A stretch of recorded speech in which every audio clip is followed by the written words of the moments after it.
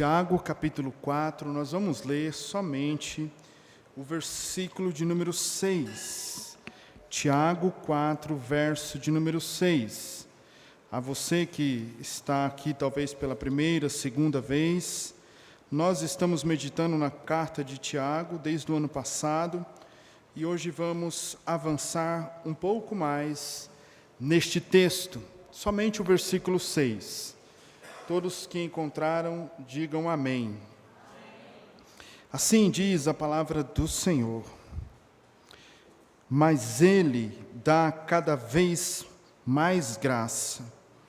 Por isso diz, Deus resiste aos soberbos, mas dá graça aos humildes. Vou ler novamente. Mas Ele nos dá cada vez mais graça. Por isso diz, Deus resiste aos soberbos, mas dá graça aos humildes. Eu queria conduzir você em mais um momento de oração. Senhor, nós estamos aqui e estamos diante da Tua palavra, que é a verdade, que transforma os nossos corações. Obrigado, Deus, porque cantamos canções que exaltam o Teu nome, oramos, confessamos, contribuímos, mas agora também, ó Deus, neste momento, edifica-nos para o louvor da Tua glória. É o que nós te pedimos em nome de Jesus. Amém e amém. Tiago, capítulo 4, versículo de número 6. Deus dá graça aos humildes.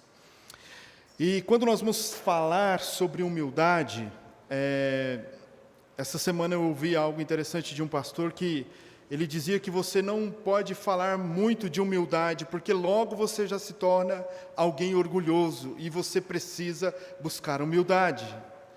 Mas uma coisa que é interessante é que existe algo chamado a porta da humildade. Você já ouviu falar sobre isso?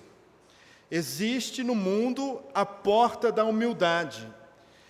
Talvez você nunca deve ter ouvido falar sobre isso, mas todos os anos milhares de pessoas passam por aquela porta, vão até aquele lugar e passam por aquele lugar e passam por aquela porta. Talvez se você encontrasse alguém orgulhoso hoje, você poderia dizer, vamos levar esta pessoa para lá e passar ele na porta da humildade. Talvez o problema do orgulho, o problema da soberba resolva. Pois bem, isso certamente não irá acontecer. E quando nós estamos falando desta porta da humildade, você pode depois dar uma pesquisada, ela fica em Belém, é o local tradicional onde Jesus nasceu. E ali existe uma porta tão baixa que ninguém, para entrar e ver o lugar que Jesus nasceu, pode entrar de cabeça erguida, a pessoa tem que se abaixar para entrar, ela tem que se curvar, literalmente.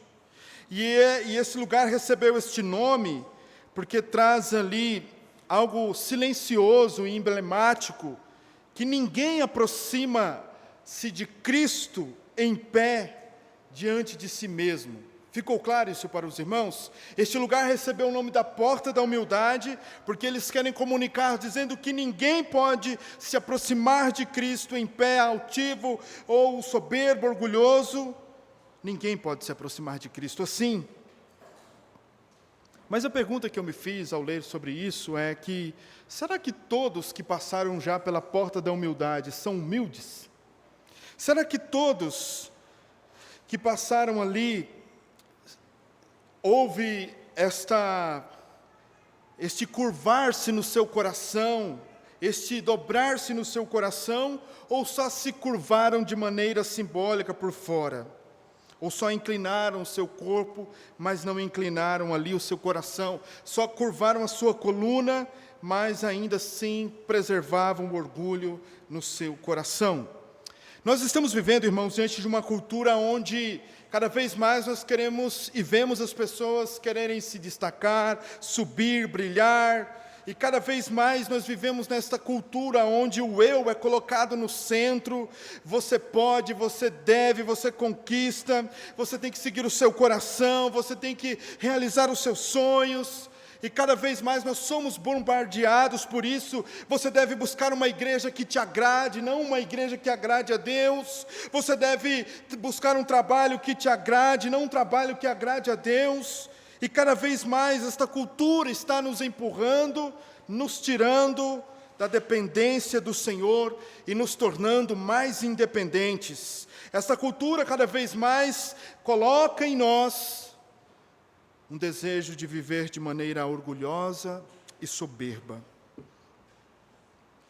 É tão interessante que quando o irmão Tiago pregava no último domingo, e nós falávamos sobre isso na quarta-feira, o mundo, irmãos, o mundo a qual esses irmãos aqui em Tiago estavam tendo amizade, a qual esses irmãos aqui em Tiago estavam sendo mais amigos do mundo do que amigos de Deus, a verdade é que o mundo, quando ele vai entrar na minha vida, na sua vida, nas nossas famílias, na igreja, ele não vai chegar pela porta da frente e dizer assim: ei, eu cheguei, eu vim aqui subverter e mudar todo o sistema que você vive. O mundo nunca vai chegar pela porta da frente. E quando então nós estamos vivendo e queremos viver assim, de maneira orgulhosa, soberba, sabe qual vai ser o resultado disso? Sabe qual é o resultado do meu orgulho, do seu orgulho, das nossas soberbas, do soberba do meu e do seu coração? Sabe qual é o resultado disso? Conflito, guerra, disputa, briga, falta de paz. E é exatamente isso que Tiago está escrevendo como um pastor a essas igrejas da dispersão, da diáspora. Igrejas marcadas por conflitos, inveja. Como nós ouvimos no último domingo, né? Tiago chamou eles de um tom bem pesado. Vocês são adúlteros espirituais, porque vocês têm uma amizade com o mundo. Vocês vivem com o coração dividido. Vocês vivem em guerra, Tiago já falou. Tiago já falou que vocês vivem em lutas, e a raiz de tudo isso é o orgulho. Um pequeno altar no meu e no seu coração, onde o eu ali vive de maneira centralizada e tenta governar, e vive de maneira autossuficiente, como se Deus fosse apenas um acessório ou algo opcional. Exatamente neste cenário de escuridão, exatamente nesse cenário de conflitos, que está o versículo de número 6. Paixões desordenadas, brigas, lutas. De repente, Tiago, no capítulo 4, no versículo 6, diz: mas, em um freio pastoral, em um tom pastoral, para lembrar que, por mais que o pecado, os conflitos, fossem algo grande, eu imagino, né, talvez você já deve ter passado por momentos assim, você fala assim: mas quando é que estas brigas vão acabar? Quando é que esses conflitos vão acabar? Mesmo em meio àquilo que parecia algo interminável entre essas igrejas, Tiago diz que Deus concede graça ainda maior. Então aqui, talvez ainda nós estamos na introdução da mensagem, você deve lembrar uma coisa. Pode ser duro às vezes ver realidades, problemas, dificuldades, pecados, e nós achamos assim: nossa, isso é terrível, isso é muito horrendo, isso é muito feio, isto é de uma proporção muito grande, né? Nós muitas vezes, quando vemos algo acontecer, nós colocamos em uma quantidade enorme, grande. Por mais que o meu coração, a escuridão que há no meu coração e no seu coração seja grande, maior é a graça de Deus para converter e limpar os nossos corações. É isso que Tiago começa a dizer. O que nós temos aqui no verso 6, esta noite diante de nós, e eu quero que você grave isso, é que Deus oferece uma graça contínua e superior para capacitar aqueles que decidem a renunciar ao orgulho e a render-se em total dependência e humildade diante do Senhor. Existe uma graça disponível, nós devemos renunciar ao orgulho e nós devemos viver em dependência do Senhor. Sabe como você vai vencer o orgulho no seu coração? Como eu vou vencer no meu coração? Recebendo esta graça, renunciando isso todos os dias, o orgulho, e vivendo a independência do Senhor. Talvez você possa dizer assim: olha, o meu esposo é muito orgulhoso, a minha esposa é muito orgulhosa, e você? Só de você já estar falando que ela é orgulhosa ou que ele é orgulhoso, você já é orgulhoso, porque você já está querendo estar acima dele, melhor do que ele, você está fazendo uma comparação errada. Portanto, o remédio para tratar isso, meus irmãos, é graça de Deus, é a graça de Deus, é uma renúncia, e é um render-se constantemente, porque Deus sabe como tratar. Por isso, receba esta graça, renuncie o orgulho e renda-se em humildade. Estes são os 3 pontos da pregação esta noite. Então vamos lá, versículo 6, parte A, se você está aí com a sua Bíblia aberta. Olhe comigo. Mas Ele nos dá cada vez mais graça. Alguns comentaristas vão dizer que a parte A deste versículo, ela é considerada como algo tão belo, tão superior à nossa, muitas vezes, compreensão, porque traz luz, traz esperança para aqueles que estão atolados no lamaçal do pecado. No contexto aqui, para aqueles que estavam atolados nos conflitos interpessoais e vivendo de maneira até com a amizade com o mundo. Mas o que Tiago destaca aqui, que ele vai nos mostrar, é a abundância da graça. A atitude aqui é de um coração pronto para receber, que nós devemos ter, mas ele quer mostrar que há uma graça muito abundante para nos ajudar em todos os conflitos e problemas que nós passamos e enfrentamos. Tiago, como você já sabe, escreveu em um contexto difícil, e ele indica aqui que, embora as paixões sejam fortes, embora os conflitos sejam intermináveis, a resposta de Deus a mim e a você não é nos abandonar, mas é oferecer o seu favor, a sua graça, que é abundante. Talvez você se sinta esta noite abandonado pelo Senhor, esquecido pelo Senhor, diante dos seus pecados, diante das suas lutas, mas como Tiago está aqui nos dizendo, a graça disponível para mim e para você. A graça disponível por aquilo que já passamos, por aquilo que estamos passando e por aquilo que vamos passar. Esta graça é atemporal. Esta graça, quando nós estivermos no céu, você não vai poder dizer que foi mérito seu ou mérito meu. Foi graça que te colocou ali. Foi a graça do Senhor. Mas aqui nós temos um mas, né? Esta explicação aqui que Tiago acaba de expor, o profundo problema desses irmãos. E aqui, agora, a resposta de Deus não é diminuir o favor, mas é transbordar em abundância. Enquanto eu e você somos fracos, orgulhosos, inconstantes, Deus permanece forte, soberano, imutável e cheio de graça. O mais aqui indica que a última palavra contra o meu e o seu pecado não é minha, não é sua, mas pertence à provisão do Senhor bendita.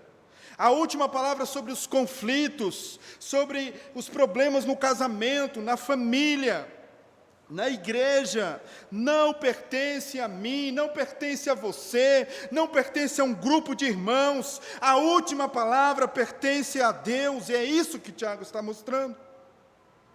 Porque é este Deus que provê os recursos que precisamos. E ele vai dizer ainda que é uma graça maior, né? A palavra maior aqui fala de magnitude, de eficácia, de um grau elevado, maior do que o problema, maior do que a exigência. Sempre há mais graça. Sempre há mais graça. Embora Deus estabeleceu um padrão alto para vivermos em santidade, em justiça e andarmos nele, conforme Ele oferece Ele deseja este padrão que eu e você vivamos assim, Ele também concede a graça que é suficiente. A graça de Deus aqui, meus irmãos, quando Ele está dizendo que é maior, Ele aponta como algo que é inesgotável, quando muitas vezes acabam os nossos recursos, o Senhor, de maneira plena, continua sempre derramando graça e graça, graça e mais graça. Conta-se uma história de uma pintura das cataratas do Niágara, e quando eles foram colocar aquela pintura no museu para ser exposta, ela não tinha um título. E alguém foi lá e colocou assim, mas por vir. Ou seja, você via aquela água caindo e você poderia ter uma certeza, mais água vinha por ali para cair, mais ali, mais e mais e mais. É nesse sentido que Tiago está dizendo, maior graça, a graça que não tem fim. Mas o que é esta graça que Tiago está dizendo aqui? Que graça é essa? Talvez você possa falar o que Tiago está querendo dizer com graça aqui. E Tiago ele não escreve um tratado sobre a graça, ele está escrevendo uma carta cheia de correções, cheias de orientações, de conselhos pastorais. Mas a graça aqui em Tiago, ela está sempre operando. Se você ver em Tiago 1, segundo a sua vontade, ele nos gerou para a verdade. Graça de Deus. Tiago 1,17, se você está aí com a sua Bíblia, olha lá o que diz o verso 17. Toda boa dádiva e todo dom perfeito vem lá do alto, descendo do Pai das luzes, em quem não pode existir variação ou sombra de mudança. A dependência total de Deus, não do mérito humano. Tiago 1,21, você vai ver também que aqui diz assim a palavra do Senhor: portanto, deixando toda a impureza e o acúmulo de maldade, acolhamos com mansidão a palavra implantada em vocês, a qual é poderosa para salvá-los. Aqui nós vemos a salvação e a santificação vem de algo que é dado e não criado. E aí você poderia ver outros versículos, mas o que Tiago está mostrando aqui, para mim e para você, é que a graça aqui na carta que ele está escrevendo, ele está agora chamando esses irmãos, lembrando que é pela graça que eles vão resolver esses problemas. Ele está dizendo que a graça ela está operando, agindo continuamente. Mas ainda fica a pergunta, o que é esta graça? Todos nós conhecemos, e talvez você pode responder para mim, pastor, graça significa favor imerecido. E eu creio que esta é uma expressão muito bela e usada por muitos teólogos, algo maravilhoso. E nós temos vários textos, em Romanos 3,24, nós somos justificados gratuitamente por sua graça, mediante a redenção que há em Cristo Jesus. Romanos 5,15, se pela transgressão de um só homem muitos morreram, muito mais a graça de Deus, o dom gratuito pela qual o homem só é salvo, e por meio de Jesus Cristo. Romanos 11, 5 e 6, agora pois há um remanescente eleito pela graça. A graça é um favor imerecido, isso é verdade. Mas não é somente isso. A graça também, e nós temos uma outra compreensão, nós somos salvos porque foi Deus que se compadeceu de nós, mas nós continuamos perseverando e rumo a Jerusalém celestial, porque Deus continua a nos sustentar. Você só não caiu da graça porque Deus está te sustentando. Nós temos então a outra definição da palavra graça. A graça como um poder para viver, como algo de Deus que nos sustenta e nos capacita e nos equipa a viver de maneira a glorificar o nome do Senhor. 2 Coríntios 9:8 diz, Deus é poderoso para fazer abundar em vocês toda a graça. 2 Coríntios 12:9, Jesus diz a Paulo, a minha graça te basta, porque o meu poder se aperfeiçoa no quê, irmãos? Na fraqueza. 1 Coríntios 15:10, pela graça de Deus sou o que sou, e a sua graça para comigo não foi vã. Antes de tudo, trabalhei mais do que todos, com esse efeito da graça. Então, nós temos uma outra definição, e é esta graça que Tiago está dizendo aqui no capítulo 4, versículo 6, quando ele diz maior graça, Deus dá maior graça, ele está dizendo, Deus te capacita, Deus te dá maior poder, força para você assim vencer. Isso não significa que eu e você temos que abandonar o outro sentido, não. Isso só complementa, isto só traz uma compreensão mais clara para mim e para você. Portanto, a graça que Tiago quer dizer aqui no versículo 6 é um poder ativo, não é apenas um sentimento de Deus, de maneira que Deus se compadece, é o poder do Espírito. E você deve se lembrar que o que Tiago está escrevendo aqui a esses irmãos é que ele tinha em mente que a fé deles deveria ser uma fé sadia, e ele já disse que uma fé sem obras é uma fé morta. Deus dá o que Ele exige. Se Ele exige fidelidade, Ele dá graça para que possamos ser fiéis.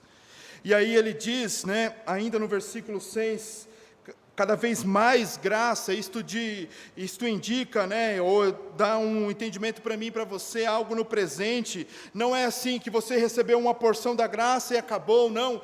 Deus te salvou pela graça, Deus está te sustentando pela graça. Neste momento a graça de Deus está caindo sobre você. Ao dormir a graça vai estar caindo, ao se levantar a graça vai estar caindo. Esta graça está ali, está descendo sobre mim, sobre você, dia após dia. É uma graça contínua, é um favor ativo de Deus, operando no meu e no seu coração. A graça não é algo que fabricamos, mas é algo que corre do trono de Deus para sustentar os seus filhos. Meus irmãos, para nós não há desculpa, para nós não há como querer enganar a Deus e dizer que nós não vamos conseguir, não sei se vou resolver. O que Tiago está dizendo aqui é que, sabe os problemas que vocês têm aí, igreja? Não fuja deles, encara eles dependentes da graça do Senhor. Sabe o que Tiago está dizendo para mim e para você? Aqui, agora, sabe os problemas que eu e você temos, aqueles que são casados no nosso casamento? Não fuja deles, dependa da graça e encare eles, porque há uma capacitação do alto para resolvermos. Sabe os problemas que há na criação dos seus filhos? Sabe um problema que há nos relacionamentos das suas famílias? A graça disponível da parte do Senhor. Mas eu quero encorajar a você esta noite a aplicar este texto de uma maneira correta. Aproxime-se das fontes bíblicas da graça, pois nelas o Senhor oferece um favor abundante que é maior do que qualquer luta que eu e você estamos enfrentando. O ponto aqui, meus irmãos, é que esses crentes estavam bebendo na fonte errada. Tudo, muitas vezes, que nós tentamos resolver pelas nossas próprias forças, sem depender do Senhor, vai gerar conflito, vai gerar ali desilusão. E Tiago está ensinando a eles que eles deveriam beber na fonte certa,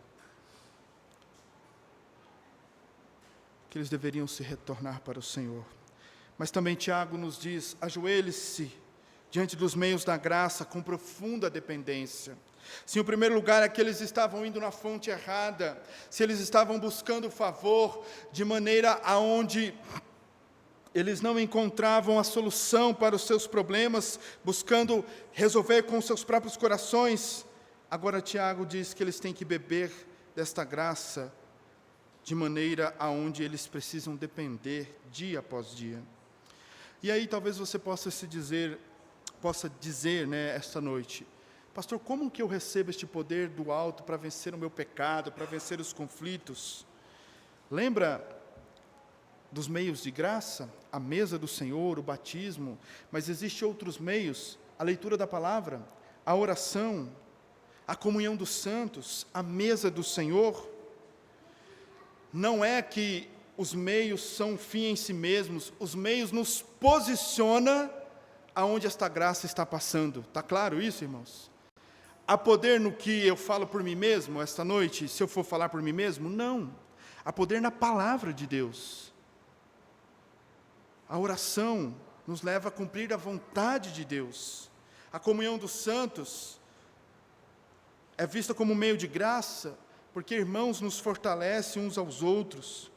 O fato é, e Spurgeon traz uma palavra cirúrgica sobre isso, ele diz: se alguém na igreja sofre de pobreza espiritual, a culpa não é da falta de estoque de Deus, pois Ele dá e dá novamente, ele vai dizer. O pecado pode surgir como um dilúvio, mas a graça cavalga sobre os cumes das montanhas e das ondas como a arca. A graça disponível. Mas também atue na vida cristã com a força que a graça provê. Esta graça que o Senhor dá a nós é uma graça que não nos deixa passivo, com os braços cruzados. Se você recebeu o Espírito Santo, se você é um salvo esta noite, o seu coração vai desejar orar, ler as Escrituras, viver em santidade, viver na comunhão dos santos, por mais que é uma luta travada, mas está lá, aquela chama no seu e no meu coração. Portanto, muitas vezes nós, acabamos achando que as coisas vão resolver por si só, vão se arrumar por si só, e aqui nós precisamos lembrar, e um pastor diz, um puritano, Thomas Watson, que os meios da graça não têm poder em si mesmo, mas Deus ordenou que a graça caminhasse por eles. O ponto aqui é que nós devemos nos esforçar para resolver as situações que está à nossa volta, dependendo da graça. Vamos lá. Talvez você tenha um problema seríssimo na sua casa. Qual é o meio de graça que você vai usar para resolver ele? Um problema no seu casamento. Você vai ir para a internet, procurar o guru da internet, ou você vai voltar-se para as Escrituras? Um problema com a família, um problema de conflitos. Você vai contar para todo mundo e não vai orar, ou você vai dobrar os seus joelhos e orar? Irmãos, o que o Tiago pregou domingo passado é muito sério. Sabe por quê? Nós estamos resolvendo os problemas nossos como o mundo resolve. Por isso que Tiago, aqui no capítulo 4, agora o Tiago da Bíblia, não o Tiago que pregou, ele diz que a amizade com o mundo é inimizade contra Deus. Talvez você queira educar o seu filho, mas você está educando como o mundo, não pelas Escrituras, que é um meio de graça. Você quer viver na igreja conforme o mundo, com panelinhas, com tantas coisas, não conforme as Escrituras diz. Isso é muito sério, irmãos. Sabe, a gente procura soluções muito fácil. John Calvino dizia que nós devemos labutar e orar. Meus irmãos, eu ouvi na época que eu estava sendo acompanhado pelo pastor Marcos, e ainda estou, ele trouxe um dia uma palavra de encorajamento e de devocional para mim, num texto que ele pregou, e ele dizia que nós temos que cavar, bater, buscar, achar as pepitas preciosas da graça de Deus, do poder de Deus, do Evangelho de Deus, porque elas são preciosas. Mas a gente está vivendo cada vez mais uma geração de que não querem se comprometer e se esforçar. O mesmo Espírito que nos convence dos nossos pecados, nos dá graça para servir a Deus como nós devemos viver. Porque é Deus quem efetua em nós o seu poder com sua graça. Precisamos avançar, e em segundo lugar, na parte B, agora Tiago vai dizer para eles, que eles devem se lembrar que Deus resiste aos soberbos. Deus resiste aos soberbos. E você viu que esses irmãos eram orgulhosos e soberbos, eram hedonistas, pensavam somente em si, eles eram infiéis. Depois de afirmar tudo isso sobre eles, ele diz da maior graça, mas ele diz agora Deus resiste aos soberbos. E este orgulho aqui se manifestou de várias maneiras. Você lembra muito bem no decorrer da carta de Tiago, eles lutavam pelo poder, eles usavam a língua para falar mal uns dos outros, eles tinham julgamentos errados, eles cobiçavam, eles invejavam, eles eram amigos do mundo. Tudo isso, Tiago está dizendo para eles que Deus resiste. E talvez aqui seja oportuno perguntar, o que significa a palavra soberba ou orgulho? Esta palavra está cheia de significado e carrega sobre si aqui uma explicação importante. O orgulho, nós podemos dizer que é o pecado original que dá a origem a todos os outros pecados. Eu ouvi também de um pastor que ele dizia assim: você só peca porque você tem o orgulho no seu coração. Você não consegue, ou não posso dizer que você peca se você não tem o orgulho no coração, porque o pecado é querer ser autônomo, é querer viver de maneira independente. E isto é uma das raízes profundas do orgulho. Tiago fala aqui de um pecado não superficial, não de algo comportamental. Muitas vezes nós achamos que um ser humano é soberbo, é orgulhoso, porque ele fala, ele se enaltece, mas o que Tiago está dizendo aqui, e a palavra traduzida aqui traz esse sentido básico, o termo aqui deriva de alguém que quer estar acima, que quer aparecer.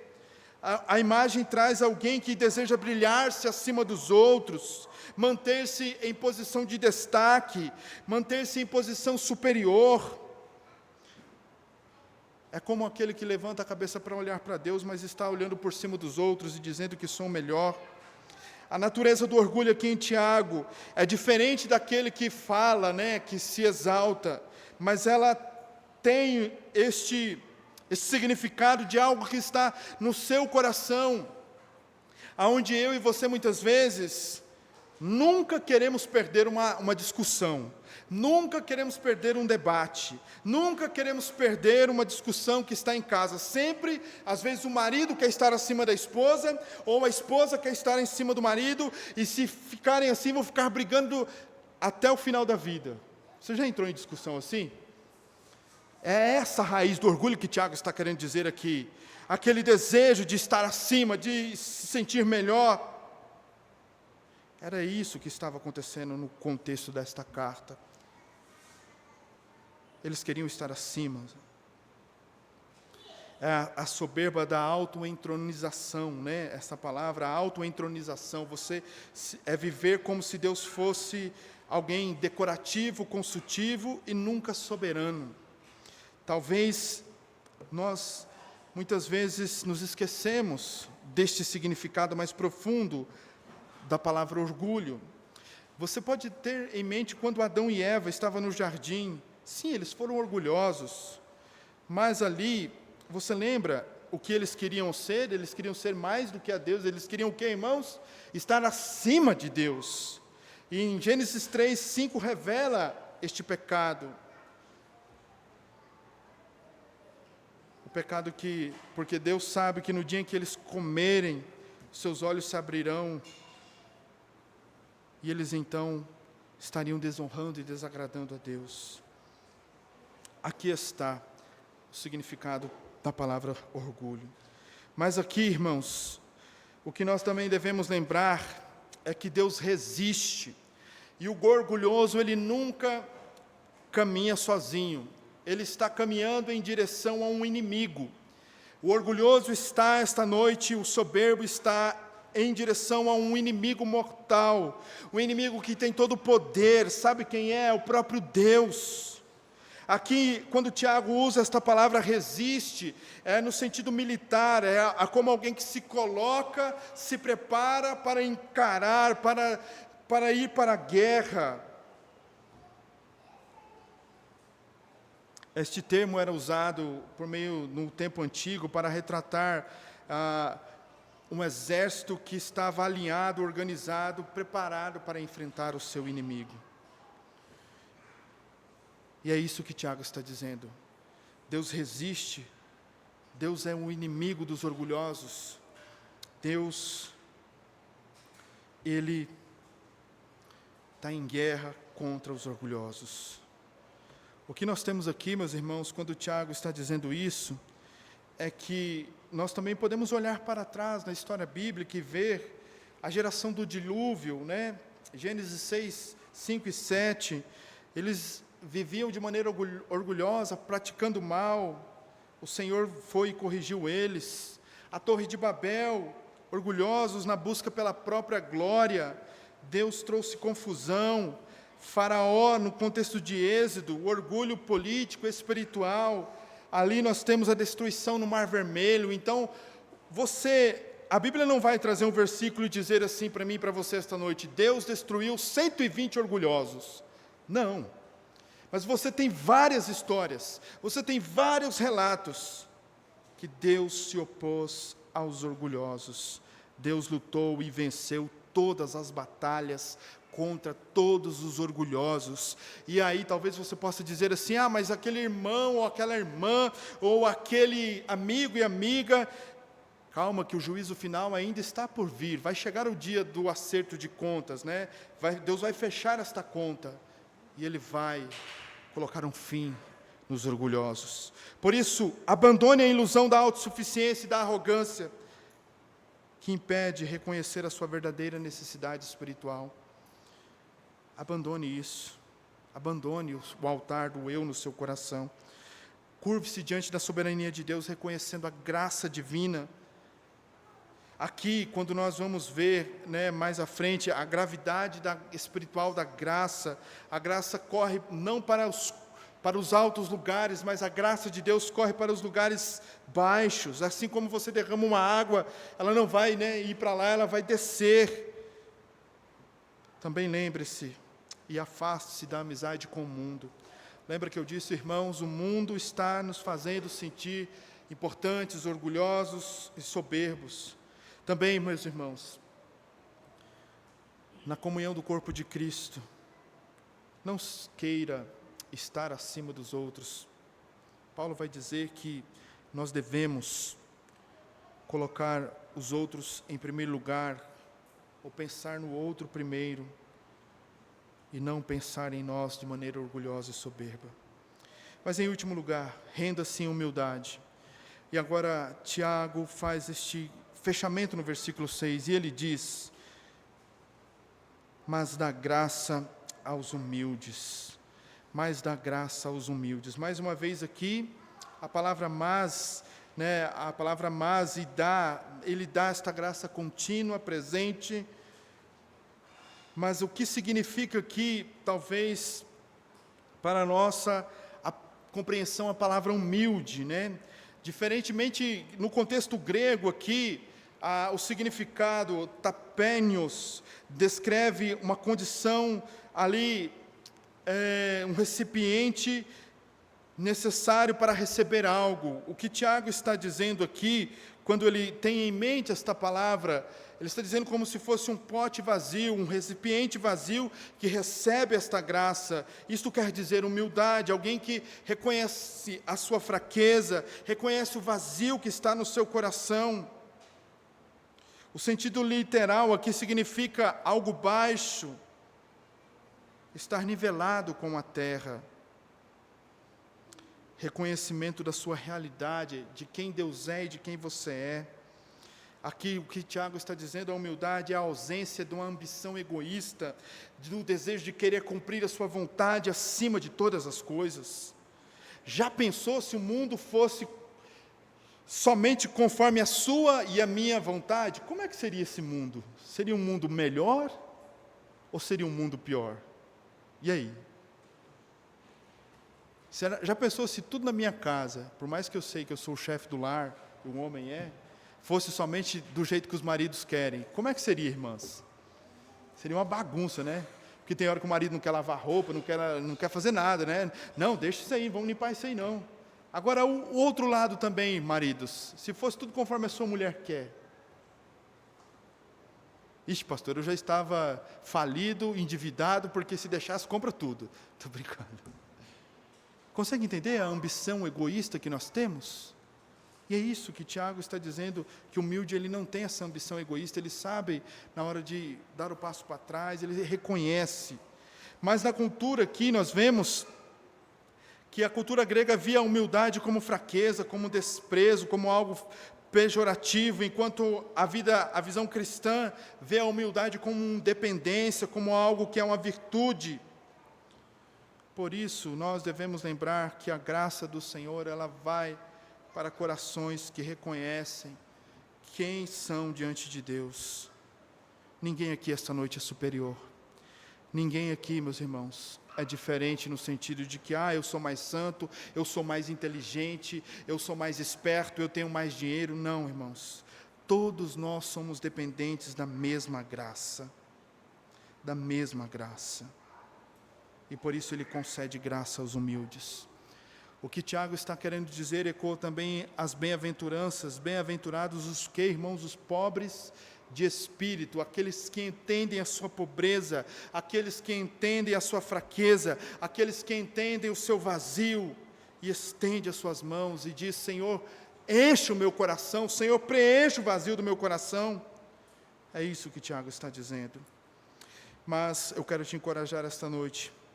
Curve-se diante de Deus de maneira deliberada, prostre-se diante de Deus, desça do pedestal de achar que você e eu, muitas vezes, somos a última Coca-Cola do deserto, a última bolacha ou biscoito do pacote, acharmos que a história da vida, da humanidade, da minha casa e da sua casa, que a história da igreja é sobre você e não é sobre Deus, é sobre Jesus Cristo.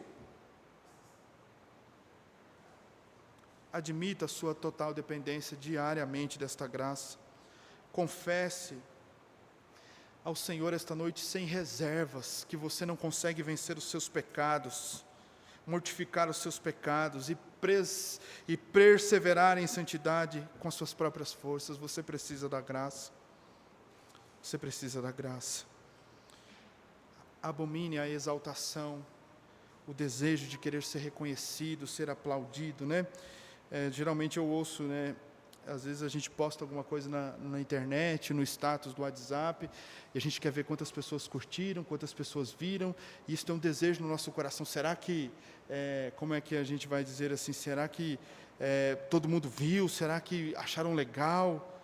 Às vezes, não estou dizendo, irmãos, que você ter ambição é algo pecaminoso, mas muitas vezes nós temos uma ambição egoísta, um desejo de subir e de ter os aplausos, e de ser admirado. Que Deus nos tire e nos livre disso. E era isso que Tiago chamava esses irmãos a fazer, a abandonar este desejo. Eu quero concluir dizendo, meus irmãos, algumas explicações finais. Todos nós aqui fazemos parte do corpo de Cristo, não porque somos fortes, mais inteligentes, mais maduros, completos, não porque nós temos posses, temos conhecimento, não. Nós fazemos parte do corpo de Cristo, da noiva do Senhor Jesus Cristo, por causa da graça de Deus. Por causa da graça de Deus. Mas eu quero te dizer também que o maior inimigo da minha vida e da sua vida, e o maior inimigo da nossa igreja, das nossas famílias, sabe qual é o maior inimigo, meus irmãos? Não é algo que está externo a nós, embora eles existam. O maior inimigo é o orgulho interno que há nos nossos corações. É o orgulho que há nos nossos corações. É tão triste ver famílias onde o marido se sente o mais importante, onde a esposa se sente mais importante. É tão difícil ver igrejas onde as pessoas estão cheias de si mesmas. Tem um autor que foi publicado pela Vida Nova, um livro dele, ele disse que o tema do livro é muito interessante, e é um autor que eu estou querendo ler mais. O tema do livro diz: viciados em si mesmos. Nós estamos vivendo uma cultura de gente que está viciada em si mesmo, constantemente. E as palavras de Jesus são: se você quer seguir a Cristo, você deve fazer o quê? Deve o quê, irmãos? Só ouvir o que precisa ter medo de falar não, irmãos. Que o céu ouça esta noite, que o Espírito Santo te ajude a negar a si mesmo. Mas também eu quero dizer que Deus não responde à nossa fraqueza com afastamento. Deus não responde ao meu orgulho, ao seu orgulho. Ele resiste aos orgulhosos, Ele está em luta, mas Ele ao mesmo tempo está oferecendo a graça. Irmãos, é tão... Esqueci, né? Eu tive um insight aqui agora. Não sei se... Os orgulhosos precisam saber de uma coisa, que Deus é um inimigo terrível, poderoso, mas você já viu o inimigo levar também consigo algo para salvar ali o seu oponente? Ou seja, Deus está guerreando contra os orgulhosos, mas Ele está dizendo, a graça está disponível, renda-se. Consegue compreender? Eu acho que eu acertei, né? Consegue compreender? Se Deus está guerreando contra você e eu, que muitas vezes estamos orgulhosos, ao mesmo tempo, Ele está dizendo, olhe ali, olhe para a cruz e veja a graça disponível. Olhe esta noite para a cruz. Mas contudo também, nós só podemos recomeçar, nós só podemos nos levantar como igreja, se tivermos um coração rendido ao Senhor. O caminho para a igreja da dispersão era ter um coração rendido, era um caminho que se voltava para Deus em contrição e quebrantamento.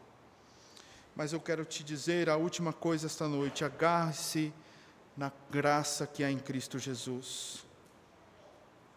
Cristo Jesus, conforme Filipenses capítulo 2, se você está com a sua Bíblia, vamos ler este texto para encerrar.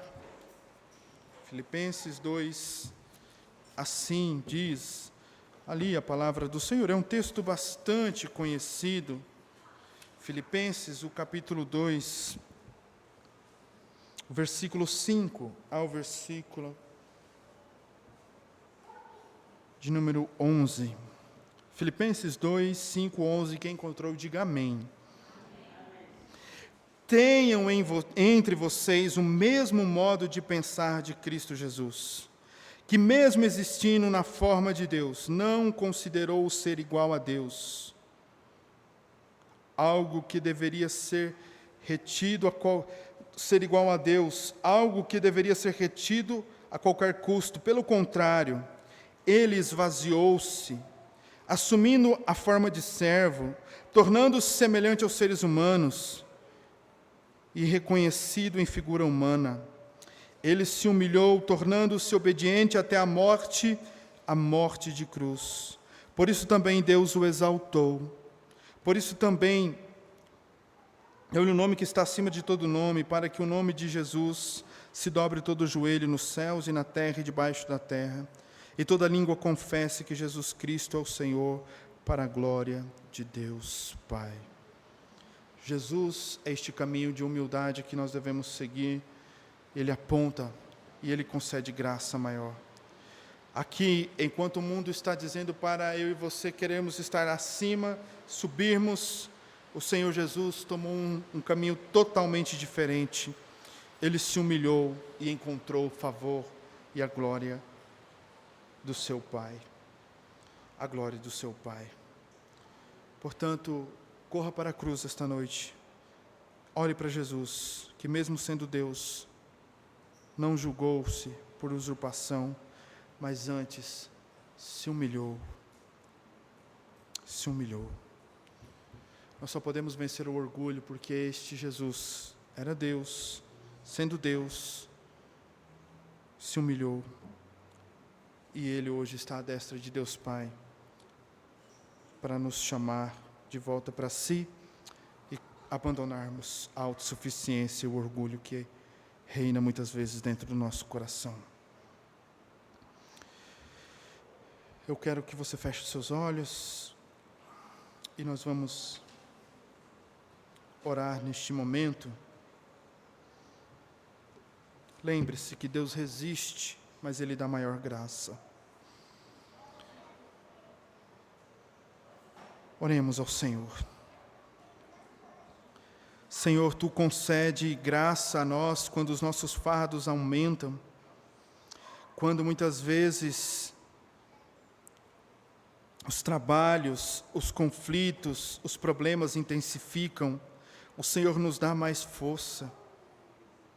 Muitas vezes temos tantas aflições, tantas lutas, mas o Senhor concede misericórdia.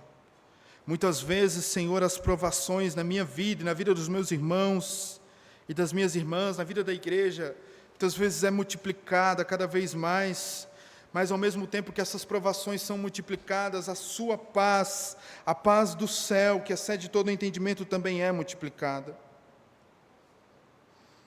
Senhor, quantas vezes nós estamos esgotados, quantas vezes, Senhor, nós estamos andando com um tanque vazio na reserva, estamos, Senhor, quantas vezes no limite ali, porque não recorremos aos meios da graça, aos meios de graça que o Senhor concede a nós. Senhor, mas tudo isso, ó Pai, ocorre porque muitas vezes nós somos autossuficientes, nós somos orgulhosos, nós somos soberbos. Quantas vezes, Senhor, nós achamos que vamos dar conta de resolver os problemas em casa, quantas vezes nós achamos que vamos dar conta de resolver os problemas no trabalho, nossa família, na igreja, na sociedade, por nossas próprias forças. São as palavras do próprio Jesus que disse que sem Ele nada nós podemos fazer. Senhor, ajuda a mim e os meus irmãos a renunciar e abandonar a autossuficiência, o orgulho, a soberba. Nos dê corações que se curvam, que se humilham, que se prostram diante do Senhor. Senhor, tenha misericórdia de nós. Esta igreja só vai encontrar mais graça do Senhor se ela crescer em humildade, se ela descer em humildade, se ela se prostrar em humildade, se ela se prostrar de maneira a estender as suas mãos vazias e dizer: Senhor, sacia a nossa fome, a nossa sede. Ajuda-nos, Senhor, a sermos como os recipientes vazios que só podem ser preenchidos pela Tua doce presença, pela Tua doce graça. Senhor, livra os homens casados e solteiros de serem orgulhosos. Livre as mulheres casadas ou solteiras de serem orgulhosas. Senhor, nós muitas vezes estamos vivendo como crentes igual ao mundo. Livra-nos disso, Senhor. Que o Seu poder, ó Pai, se aperfeiçoe em nossas fraquezas, porque em Ti há riquezas insondáveis, em Ti transborda graça todos os dias.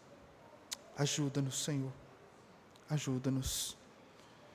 Em nome de Cristo que oramos. Amém e amém. Queridos irmãos, eu quero convidar os irmãos do louvor para nós